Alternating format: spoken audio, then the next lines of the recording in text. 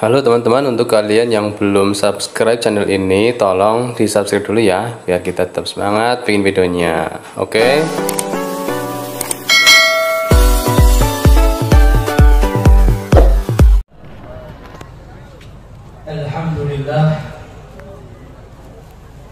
Alhamdulillahilladzi hadana li hadza wa ma kunna linahtadiya laula an hadana Allah.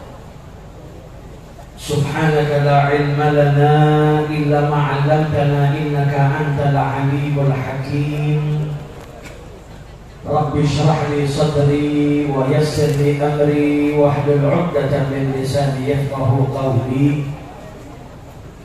Allahumma salli wa sallim ala sayyidina Muhammad Miftahi babi rahmatillah adada ma fi ilmillah salatan wa salaman daimaini bidawami mulkillah wa ala alihi wa sahbihi ajma'in. Amma ba'du, hadratal muhtaramin, para alim, para ulama, para habaib, para kiai, para asatid, wabil khusus abna almarhum Al-Habib Umar bin Ali bin Hashim bin Yahya, juga yang saya hormati segenap pejabat pemerintah baik sipil, TNI maupun Polri, hadirin wal hadirat yang dimuliakan oleh Allah Subhanahu wa taala. Alhamdulillah, di malam yang penuh berkah ini Allah Subhanahu wa taala kembali mengumpulkan kita di taman surganya Allah Subhanahu wa taala. Alhamdulillah, malam hari ini kita tidak dikumpulkan Allah di majlis ini terkecuali karena Allah hendak mengampuni dosa-dosa kita. Malam hari ini kita tidak dikumpulkan di majelis ini terkecuali karena Allah hendak mengijabahi setiap doa kita. Karena majelis seperti ini, majelis zikir seperti ini juga dihadiri oleh para malaikatnya Allah, yang diriwayatkan oleh Nabi Muhammad. Malaikat itu ketika kembali dari majelis zikir ditanya oleh Allah Subhanahu wa taala. Kemudian Allah berkata kepada para malaikatnya, laqad ghafartu lahum. Allah mengampuni dosa-dosa orang yang hadir ke majelis zikir.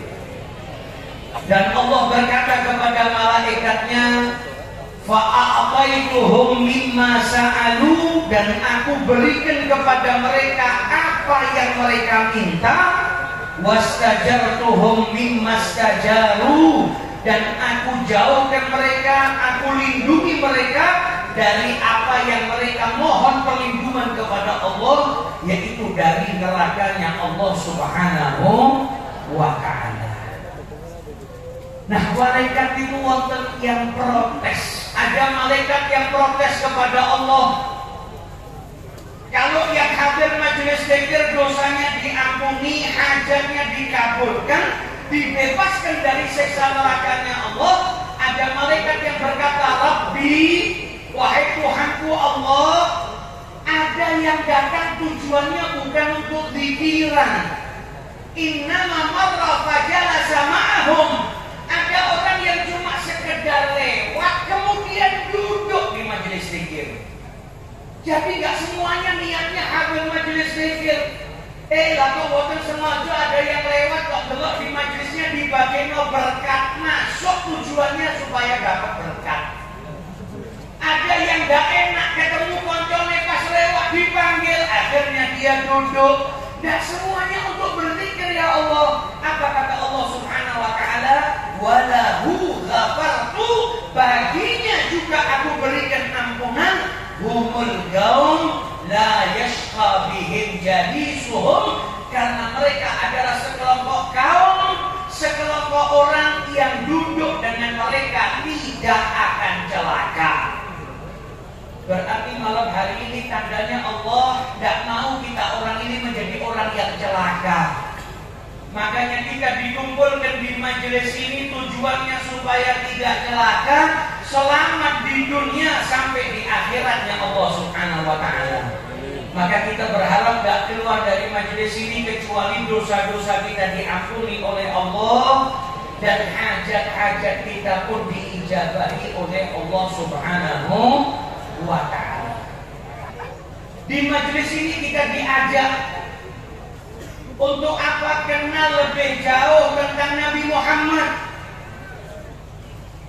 Karena kita diperintahkan oleh Allah untuk cinta dengan Nabi Muhammad. Kita diperintahkan oleh Allah untuk mengikuti Nabi Muhammad. Nah, bagaimana mungkin seseorang itu bisa mengikuti Nabi, bisa cinta dengan Nabi kalau dia tidak kenal dengan Nabi Muhammad Sallallahu Alaihi Wasallam. Kalau dulu orang yang hidup di zamannya Nabi boten kenal kali kanjeng Nabi, pengen kenal gampang, tinggal melangkahkan kakinya pergi ke masjidnya Rasulullah, kepanggil kali kanjeng Nabi, kenal dengan Nabi Muhammad. Dulu kalau ada orang mau kenal Nabi, tinggal deketin Nabi, lihat akhlaknya, lihat amaliyahnya, bisa kenal. Nah, kita yang hidup 1400 tahun setelah wafatnya Nabi Muhammad, kalau kita mau kenal sama Nabi, perginya kemana? Perginya ke majelis yang di situ diajarkan dan dibacakan sejarah hidupnya Nabi besar Muhammad Sallallahu Alaihi Wasallam. Sayyidina Ali bin Abi Thalib itu dulu pernah ditanya sama orang-orang yang boten ngalami kanjeng Nabi, para tabi'in yang tidak menjumpai Nabi Muhammad. Mereka itu bertanya kepada Sayyidina Ali, Nabi Muhammad itu seperti apa? Sayyidina Ali jelaskan, man ra'ahu badihatan habah. Orang yang pertama kali ketemu dengan Nabi Muhammad itu merasa segan. Karena apa? Wibawanya Nabi besar Muhammad Sallallahu Alaihi Wasallam. Kadang nek wonten tiyang niku kepanggih kali kanjeng Nabi pertama kali lenggah kali kanjeng Nabi niku gemeter badannya. Merasa takut karena apa? Wibawanya Nabi besar Muhammad Sallallahu Alaihi Wasallam. Sami kali kuluran panjenengan nek saumpami kepanggih ulama besar, wali Allah, kadang awake dhewe niku wis nyusun kata-kata kalimat pengen nyuwun donga, nyuwun ijazah, nyuwun nasihat, lah kok pas berada di hadapannya karena wibawanya orang soleh tadi, apa yang kita susun berantakan, hilang kabeh. Terus tiba-tiba kita merasa takut, ngomong saja takut. Sahabatnya Nabi Muhammad itu sudah kumpul sama Nabi bertahun-tahun, tapi kalau duduk di hadapannya Nabi, tidak ada yang berani ngangkat kepala. Semua merunduk saking apa? Wibawanya Nabi besar Muhammad Sallallahu Alaihi Wasallam. Tapi kata Sayyidina Ali bin Abi Thalib, wa man khalaqahu ma'rifatan, siapa yang kumpul dengan Nabi, berusaha kenal dengan Nabi, mengenal Nabi Muhammad, apa yang dia dapat? Ahabbah, pasti jatuh cinta dengan Nabi Muhammad SAW. Bagaimana mungkin orang yang kenal sama Nabi gak jatuh cinta, sedangkan sarana dan sebab untuk jatuh cinta semua ada pada Nabi besar Muhammad Sallallahu Alaihi Wasallam. Ada manusia yang gak bisa cinta sama orang lain kecuali orang itu indah. Nabi Muhammad itu paling indah yang menungso, akhlaknya paling mulia, fisiknya paling sempurna, paling indah. Kalau jenengan itu nek ngaji tentang Nabi Muhammad, yang ada jenengan semakin tahu keindahannya Nabi Muhammad, niku nambah cinta kula lan panjenengan kepada Nabi besar Muhammad Sallallahu Alaihi Wasallam. Kanjeng Nabi niku al-insanul kamil. Biasanya orang yang belum cinta banget sama Nabi niku nganggep Nabi Muhammad manusia biasa. Akhirnya apa? Nggak muliakan Nabi. Ketika nggak mandang sempurnanya Nabi,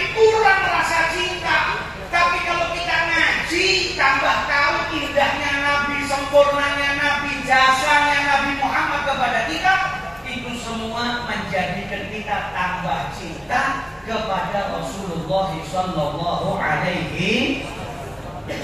Kanjeng Nabi niku nek melampah jalan melewati satu kampung, jalannya itu baunya menjadi aromanya wangi semerbak. Berkat apa?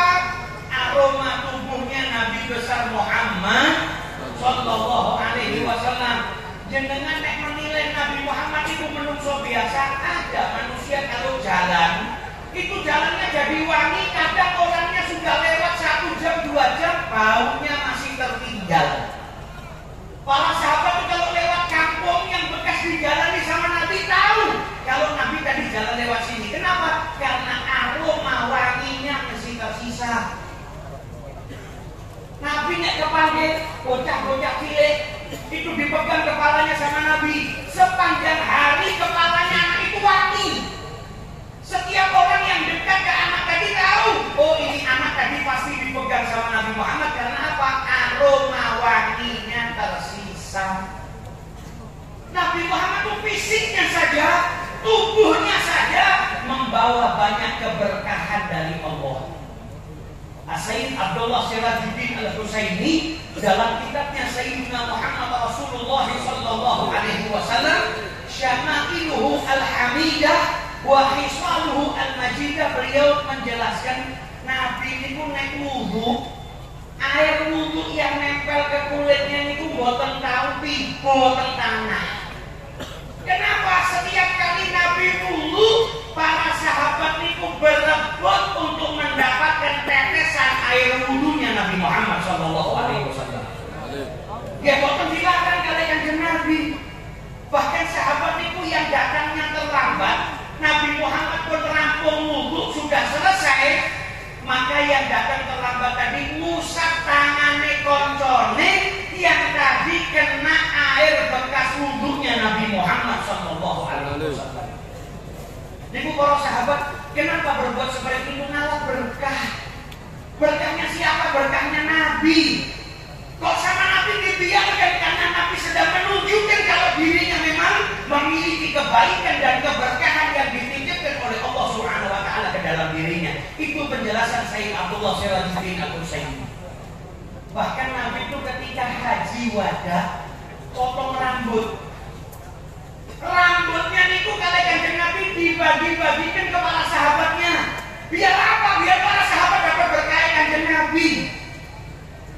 Sayyidina Khalid bin Walid di peperangan niku pernah pecinya hilang. Pecinya jatuh. Piyambake goleki dan memerintahkan sahabatnya untuk mencarikan pecinya yang jatuh. Nah yang nyari itu ngira pecinya mahal, mesti jutaan iki mesti. Gak ketemu. Dilakoni, wahai sahabatnya Rasulullah, wahai Khalid bin Walid, ngopiahnya jenengan tidak ketemu, cari lagi, utulubuha, dicari lagi. Orang mikir nih pecinya istimewa. Akhirnya ditemukan, gelalah ketika ditemukan ternyata pecinya peci yang sudah tua, peci kuno, sudah lusuh. Yang nemukan itu bingung, kalau peci kayak ini kok dideleki, kok sih tukusnya anyar, ini sahabatnya Nabi kok.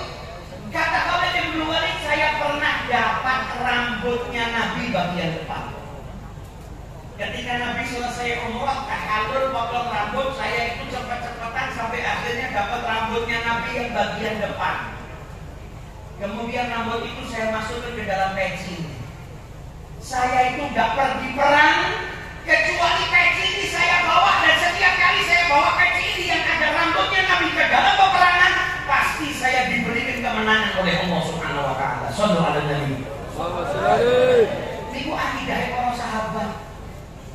Bahwa rambutnya Nabi, berharap keberkahan dari Nabi Muhammad. Nah ini menunjukkan kalau kita itu sudah beda. Ono sing rebutan rambutnya jenengan. Jenengan nek cukur rambut itu sama tukang cukur disapu di 2 kali. Kalau Nabi Muhammad cukur direbutkan sama para sahabat, nunjukkan kalau beliau istimewa. Nabi Muhammad tuh pernah ketemu sahabatnya masih kecil. Ditanya sama Nabi, namamu siapa? Fulan ya Rasulullah. Dipegang kepalanya sama Nabi Muhammad, terus Nabi doakan barakallahu fiik,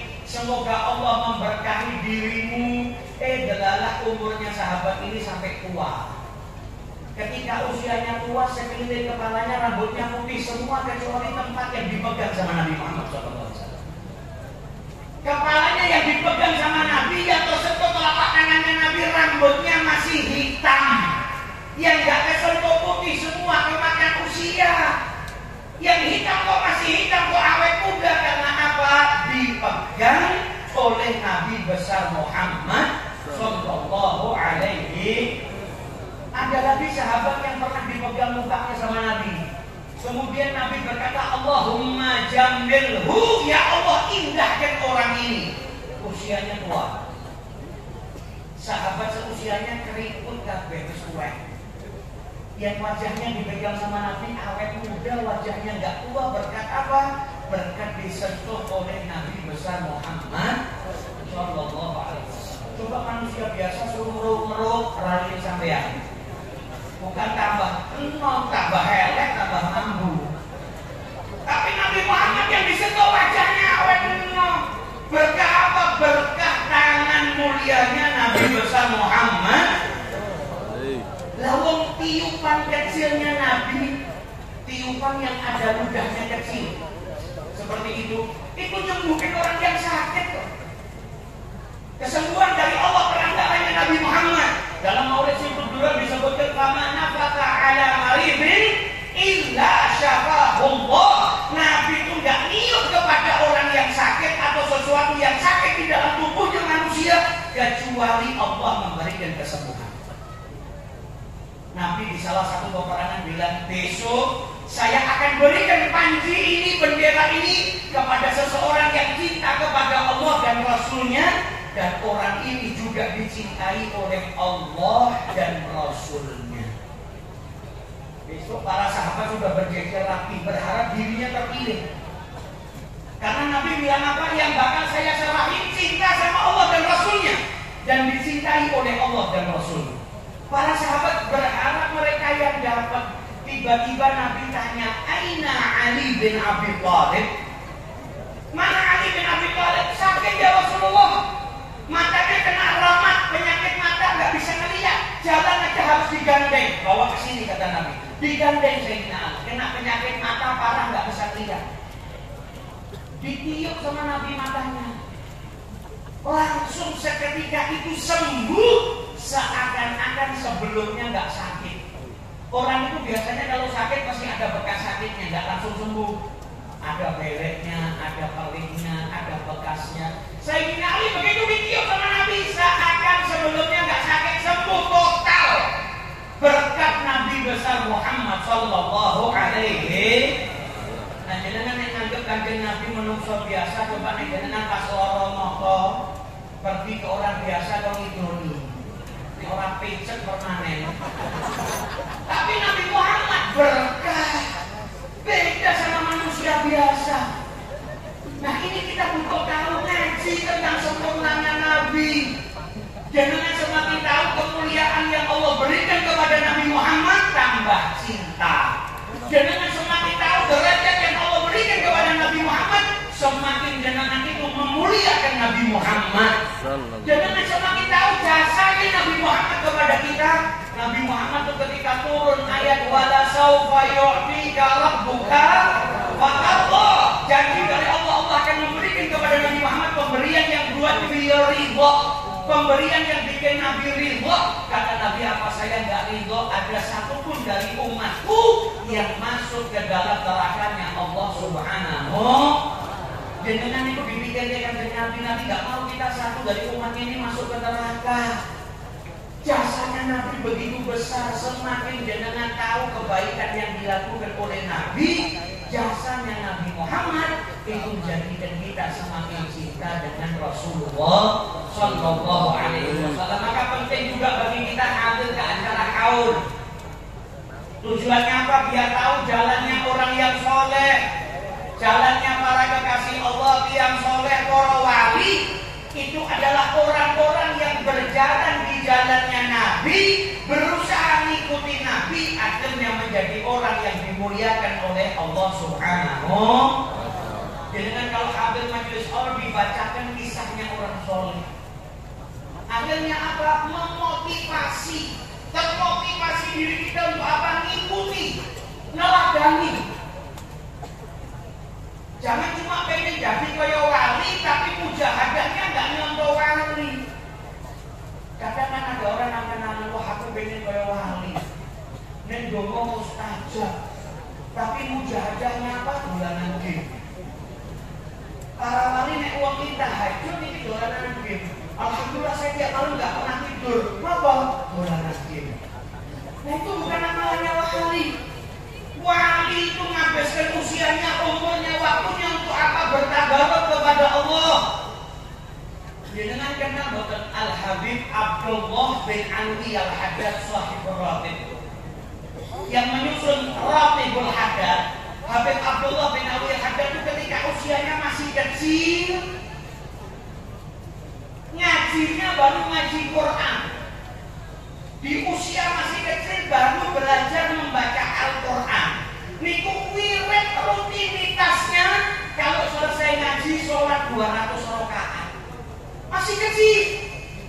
Habis ngaji sama gurunya baca Quran, keliling ke masjid yang ada di kota Klaten, lihat masjid 2 rakaat, 2 rakaat, 2 rakaat. Ini mujahadahnya orang soleh zaman dahulu di usia kecil.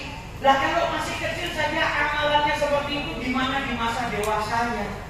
Makanya bukan kaget, Habib Abdullah bin Anwi Al-Haddad itu sudah meninggal ratusan tahun, tapi kitabnya, dakwahnya sampai hari ini masih dipelajari, dibaca di berbagai penjuru dunia. Karena apa? mujadahnya seperti itu.